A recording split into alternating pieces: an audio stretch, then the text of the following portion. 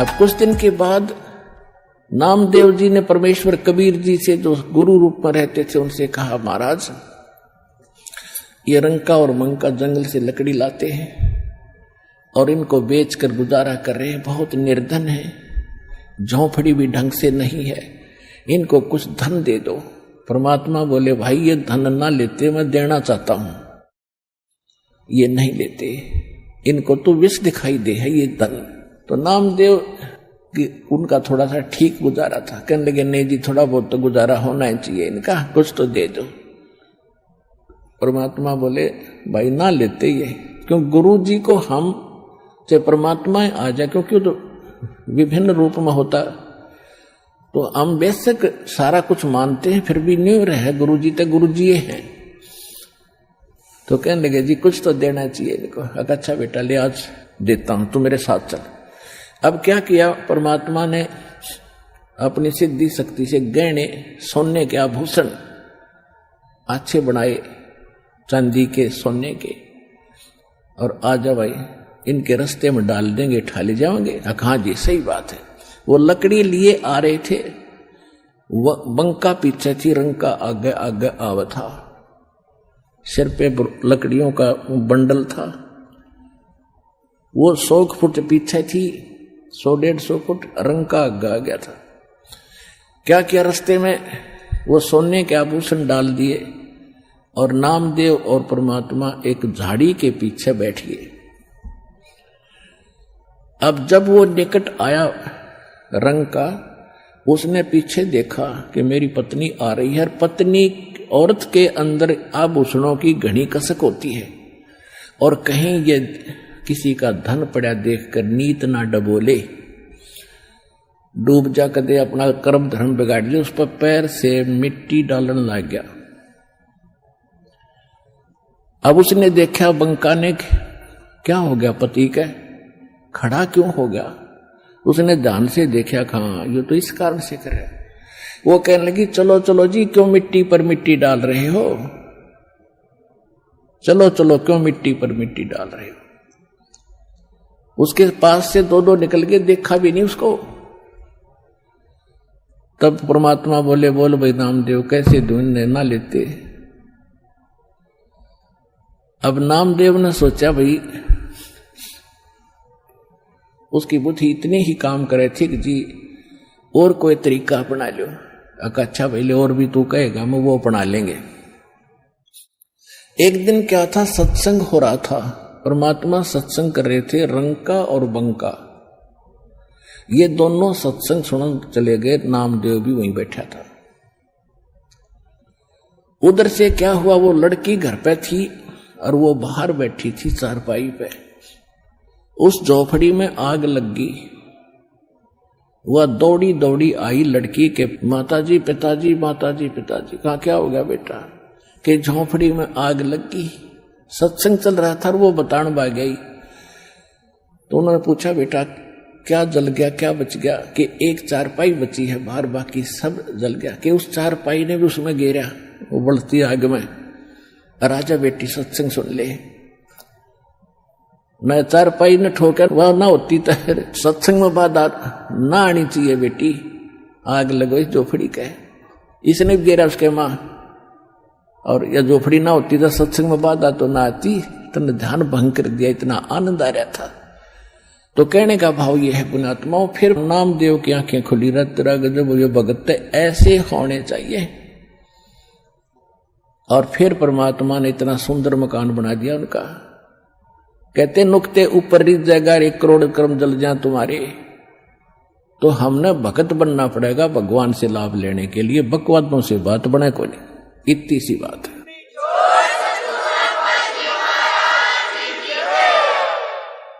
साईं इतना दीजियो जामे कुटुंब समावे, हम भी भूखे ना रहे, अतिथि न भूख हो जावे।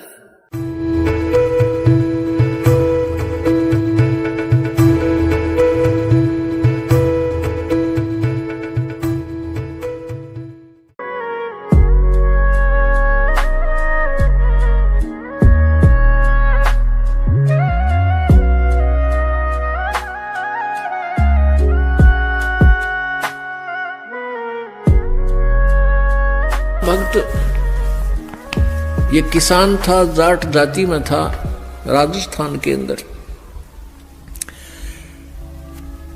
ये बहुत ही श्रद्धालु भक्त था, परमात्मा में इतनी आस्था थी, दया, बहुत दया थी, धार्मिकता उनके अंदर बहुत ज्यादा थी। उसकी धर्मपत्नी बहुत ही नास्तिक टाइप थी, वो भगत जी को काफी बाधा पैदा करती थी भक्ति मार्ग में। फिर भी भक्त अपनी श्रद्धा और स्वभाव से कभी विचलित नहीं होता था, क्योंकि राजस्थान के अंदर बहुत पहले की बातें हैं, 400 वर्ष पहले, तो वर्षा हो जाती थी तो अन्न होता था, ज्वार बाजरे बोआ करते थे, अन्यथा बहुत ही भूख मरी होती थी, गरीबी बहुत थी, निर्धनता बहुत थी। एक बार वर्षा हुई और धन्ना भगत की बीज बोने के लिए, ज्वार बोने के लिए चल पड़ा। रास्ते में 4 संत भगत आगे, और भगत को देख करके भगत प्रणाम करते हैं, गदगद होते हैं, और हाथ जोड़कर प्रणाम किया, नमस्कार हो संतों को, राम राम कही और कुशल मंगल पूछा भगत ने। तो उन भक्तों ने बताया कि कुशल काहे की है भगत, 4 दिन हो गए रोटी नहीं खा ली, 3-4 दिन हो गए कोई अन्न नहीं मिला, हम ऐसे तीर्थ यात्रा पर जा रहे हैं। अब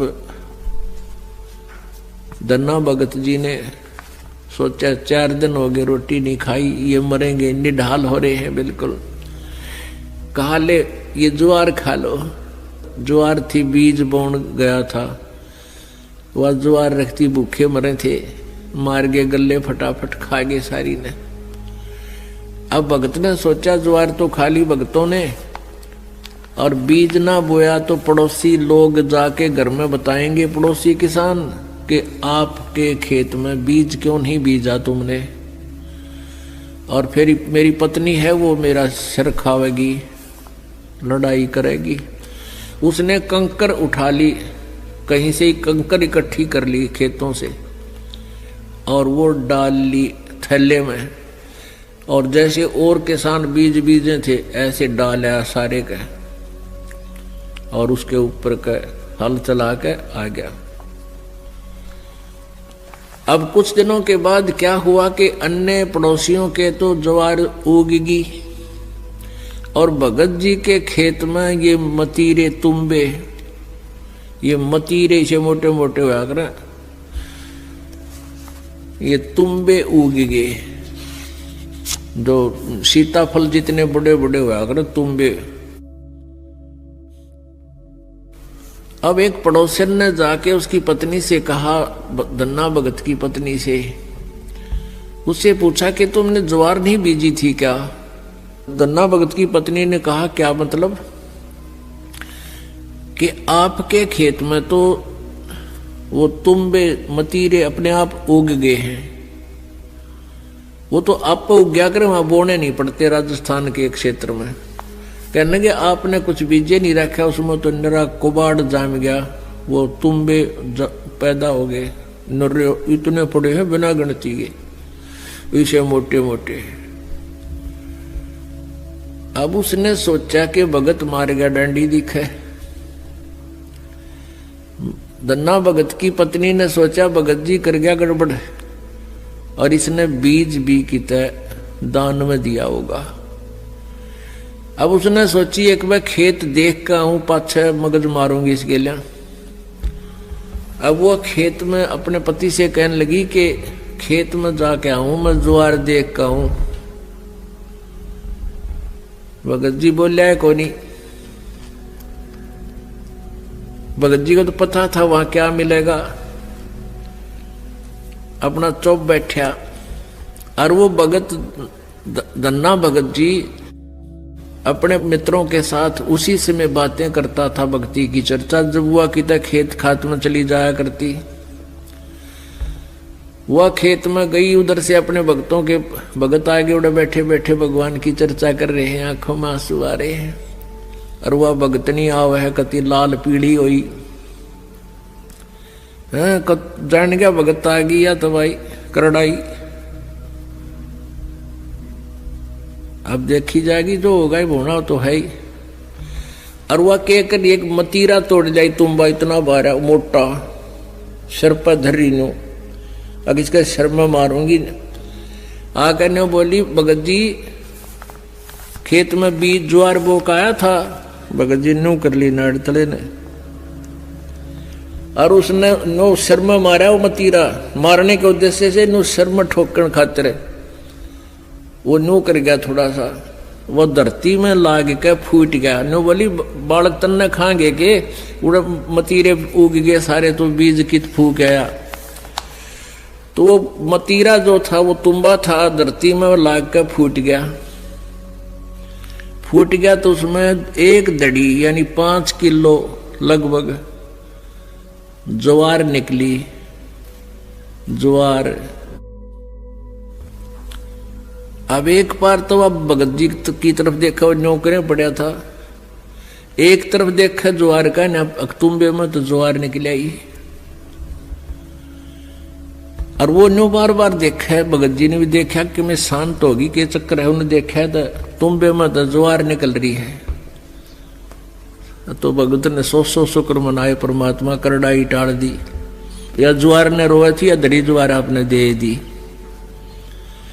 इतने में फिर अब उसके मन में न्यू आई कि कदे और भी तुम भी मजवार पाओगी। फिर तो लेकर चद्दर और लेकर मोगरा डंडा बाज ली, वहां बिछा ली चद्दर और मतीरा धरा, डंडा मारा, उठा के फेंक दे, परल दे ही ज्वार निकला। ढेर लाग गया उस ज्वार का। और औरा कहते हुआ इतनी खड़ी थी सुक्की, और वर्षा हुई नहीं, उनकी खत्म होगी गांव वालों की। और भगत के उस खेत में तुम्बा में ज्वार निकला, दुनिया देखना हुए। युवा भगतनी एक गठड़ी और ठा के चाल पड़े। जब वह 3-4 गठड़ ले आई, 3-4 अपना जितनी उस खेत में होनी थी उगनी थी, यानी जिसमें निपज होनी थी उपज, उतनी ज्वार जब आली, भगत जी ने बोले वो और मत लाइए, अपनी आ चुकी है और इसको बांट दे सारे गांव में, सबके बालक भूखे हैं। ने बोली क्यों, मैं सारी लाऊंगी। वह लाई ठाठा गए, फिर जो भी गिठड़ी लाए वहां तक ताबा बोझ मरती, वहां खोल ला उसके वो बूमड़ा हो जाए, उसके फूल वो बन जाए छिलका, ज्वार ना रहे। वह 1-2 गिठड़ी तो लाई, फिर बैठ गई, अगियो अच्छा चाड़ा हुआ। तब धन्ना भक्त ने कहा भाई बाकी की ज्वार भगवान ने आप सबके लिए दी है, और अपने हिसाब की ले जियो जिसने जितनी चाहिए, और सबको बांट दे। तो परमात्मा कहते हैं ये मालिक ऐसे ही किया करता है, तो हम सच्ची लगन लगावें।